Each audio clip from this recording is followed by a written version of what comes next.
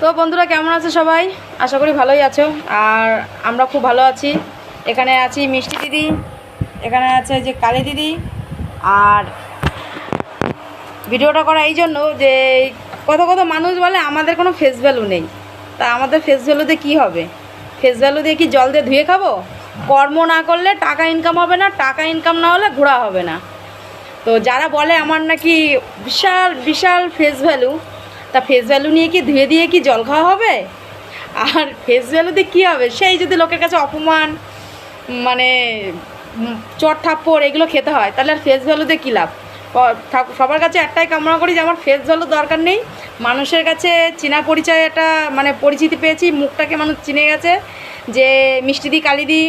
রাস্তাঘাটে দেখা হলে জিজ্ঞাসা করে তোমরা মিষ্টিদি কালিদি তো, এই সম্মানটাই অনেক বড় ব্যাপার যে কিছু করতে পেরেছি। শুধু আমরা না, এরকম সোশ্যাল মিডিয়ায় যারাই ভিডিও করে দেখবা অনেকের ভিডিও ভাইরাল হয়, তাদেরকে মানুষ একটা চিনি যে এই ভিডিওটাকে আমি কিন্তু ভিডিওতে দেখেছি, এরকম একটা ব্যাপার।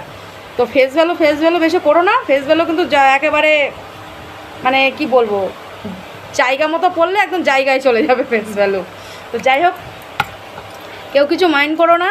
আর সবচেয়ে বড় কথা এটাই, কেউ কাউকে সম্মান না দিতে পারো, অসম্মান কেউ কাউকে ভিডিও করো না, ঠিক আছে? এমনি ভিডিও করো, যার যার কেলিতে ভিডিও করো।